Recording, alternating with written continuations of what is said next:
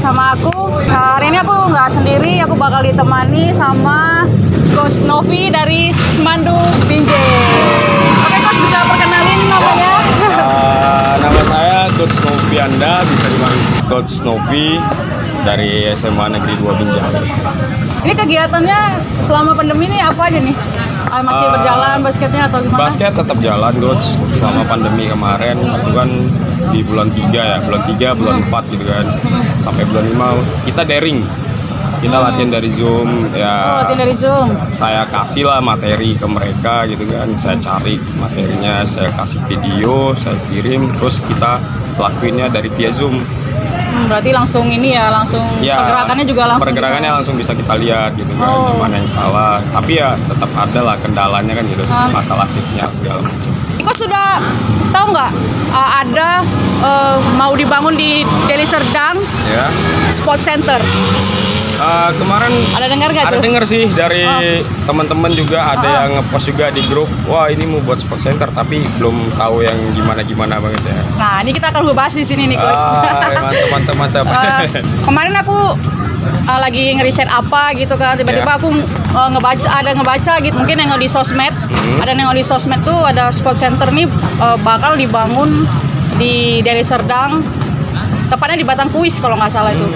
Nah jadi kemarin mungkin programnya tuh udah lama, kalau aku baca sih seharusnya di bulan Januari kemarin itu udah harusnya dibangun, tapi kita nggak tahu di kendalanya apa. Kemarin aku baca tanggal 14 Agustus kemarin tuh baru peletakan batu pertama. Jadi menurut Coach nih gimana nih adanya sport center di Deli Serdang ya, mungkin ini pertama kalinya ya mau dibangun, katanya juga bakal dibangun nih karena ada mau nyelenggarain PON 2024 di tahun 2024 gitu kan. Ini menurut Coach gimana nih? Kalau saya seneng banget malahan ya, karena kita punya area yang bisa dibilang standar internasional kan. Benar. Di Medan juga kita belum punya gitu kan. Ya kalau saya di Binjai kan bisa dibilang agak lebih jauh nih, tapi nggak masalah gitu. Bisa buat IBL mungkin di situ kan, benar. Gitu kan. Jadi mungkin kita udah punya GOR yang kualitasnya internasional, jadi seneng sih. Jadi buat anak-anak mungkin terpacu juga tuh bisa main di situ gitu kan. Iya, bener. Dengan lapangan yang internasional punya gitu. Apalagi PON kan di 2024 kan, mudah-mudahan basketnya sih di kita kan gitu. Iya, mudah-mudahan basketnya di sini di Medan. Jadi kita bisa nonton, anak-anak bisa kita ajak nonton ya, mereka bisa lihat tuh yang dari luar Sumatera tuh gimana sih skillnya ya kan. Khusus Jawa, DKI dan lain-lain juga mereka, jadi buat memicu lah supaya mereka lebih semangat lagi untuk latihan ya, pastinya gitu sih. Ya aku baca itu ada kapasitasnya itu sekitar 2.400 di GOR basketnya ya.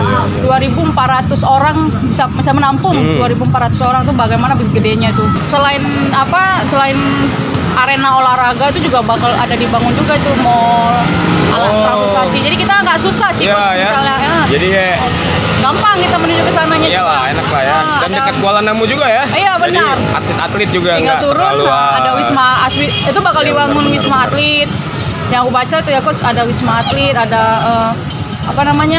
hotel, mall, bisnis centernya lah. Aku sih belum pala lihat gimana sih bentuk bangunannya yang dirancang gitu kan. Tapi ya yang namanya udah sport center untuk PON pasti harusnya ini aku ada gitu. Sih Coach video dari sosmed sih jatuhnya. Nih Coach. Jadi aku ada lihat videonya, mungkin kita lebih percepat aja kan Coach. Nah, ini. Jadi lambang dari kelapa sawit nih Coach.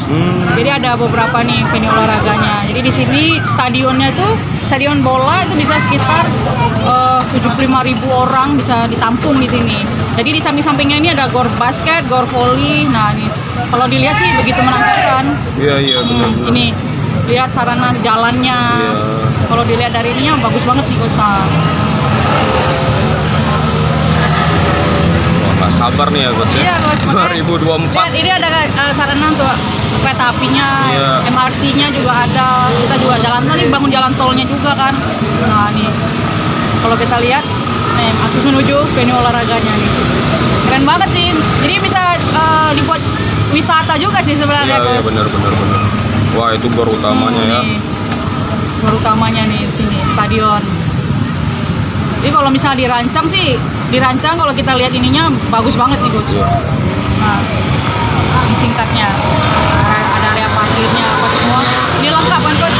Nah aku nggak sabar nih, pingin nyampe ke sini 2023. Nggak ini ya, bakal dibangun semua. Coba kita bayangin Coach nih kalau udah jadi gimana nih hasilnya Coach. Aku sih udah nggak sabar mau nunggunya Coach.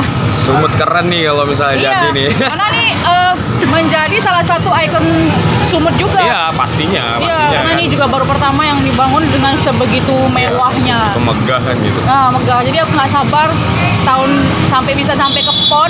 Apalagi sebelum PON ini tanggal 2023 targetnya selesai. Aku udah ingin nginjak di sana. Jadi kalau bisa jadi orang pertama nginjaknya.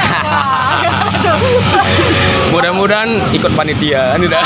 Boleh. Khususnya anak-anak basket, ini kita udah buat ada sarana. Semoga ini terrealisasi dengan baik. Ya, jadi buat anak-anak basket jangan sampai kamu makin kendor, makin melempem. Jadi harusnya lebih naik lagi. Motivasinya harus nambah lagi. Aku mau kasih tahu nih salah satu Coach Novi ini adalah salah satu pelatih yang terpilih di DBL ya, first team. Ya kan, bener Iya, di DBL bener. tahun 2000 berapa tuh Coach? 2018. 2018 baru-baru nih guys. Dan juga menjadi salah satu asisten pelatih tim tuh di wilayah ya. Iya, Popwil kemarin Popwil. di Aceh. Di Aceh, Popwil Aceh dan juara. Kita mendapat medali emas ya. Medali emas untuk tim Itu putri. bisa apresiasi untuk coach ini, mungkin dia bekerja keras juga untuk membangun tim Sumut menjadi jauh lebih baik. Iya. Jadi aku mau ngasih tahu nih coach, ada beberapa komen apa? Netizen. Ada beberapa netizen yang jatuhnya aku nih ngebaca yang kontranya dulu. Ya. Karena yang kontra itu lebih gimana gitu kan. Ya. Jadi dia ada nih dari komentarnya, kita nggak perlu sebut merek lah ya, Ya. jangan sebut merek. Tapi ada kata-katanya nih, banjir masih di mana-mana, macet udah merajalela. Rakyat belum sejahtera, premanisme masih banyak, pungutan liar juga masih banyak, tertib lalu lintas juga nggak ada solusinya. Masih banyak yang mau dirubah di Medan ini. Ini malah main proyek dapat siraman berapa, yang menang megang proyek itu Pak. Dana siapalah Bapak buat bangun itu, yang seharusnya dananya bisa bagusin gorong-gorong, sama buat flyover atau underpass, sama buka lowongan pekerjaan. Ini malah dipakai buat hal yang belum penting dan berguna. Tolonglah para pemimpin jangan hal-hal yang kayak gitu, yang kayak gini dilakuin. Ingat dulu janji kalian sebelum naik dan menjabat, tebar janji sana sini. Nah, menurutku sih apa nih, setuju nggak dengan gini, ada komentar-komentar yang seperti ini kan? Nah gini ya, memang sih yang namanya netizen itu nggak ada habisnya kalau saya bilangnya. Bener-bener. Pasti ada aja pro dan kontra. Ya contohnya kita naik motor, pasti ada yang bilang lo kan bagusan jalan daripada naik motor kan. Iya, gitu. benar, Pasti benar. selalu aja ada salahnya. Kalau buat saya sih ya, kita kan tetap tuh bawa nama Sumut ini jadi besar gitu kan. Ya, salah satunya dengan olahraga kan gitu. Benar-benar. Salah satunya dengan olahraga ya, dibuat bangunan yang semegah itu ya saya rasa wajar dengan Sumut ini jadi salah satu provinsi di Indonesia yang besar kan gitu. Iya, benar-benar. Khusus kita Kota Medan. Kota Medan ini kota nomor 3 coach. Terbesar benar. kan di Iya, benar. Indonesia. Kalau kita juga nggak punya sarana sport center yang internasional, kita malu bisa dibilang kan Iya, gitu. benar. Jadi untuk masalah gorong-gorong segala macam, menurut saya sih itu udah ada bagiannya masing-masing sih. Iya, benar. Ya kan, tinggal ya kita nggak tahu lah para pemimpin itu yang tinggal kapan direalisasikan Iya, kan benar, gitu. Oh, menurut saya sih gitu coach. Berarti ya wajar ya ada Wajar pro dan kontra, tapi ya kita kalau selama itu positif, menurut saya bangun sport center itu sangat positif kan gitu. Olahraga itu bisa buat nama daerah, nama negara bisa lebih naik dan lebih bangga gitu kan.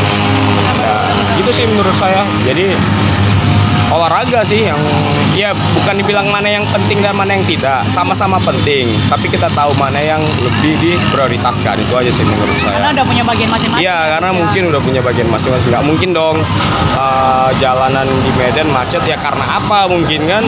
Mungkin masyarakatnya juga kurang disiplin, buang sampah masih sembarangan. Toh pemerintah juga udah buat jalan sebagus mungkin, tapi kalau masyarakatnya juga belum disiplin, sama aja kan. Berarti kembali lagi deh. Kembali lagi ke kita sebagai masyarakat juga. Nah, kalau cuman gara-gara itu kita menghambat untuk buat gedung, rasa saya nggak ini sih, nggak adil gitu, nggak adil gitu. Buat kita yang pecinta olahraga gitu kan. Ya tetap ya kita baru bagusin tuh gorong-gorong.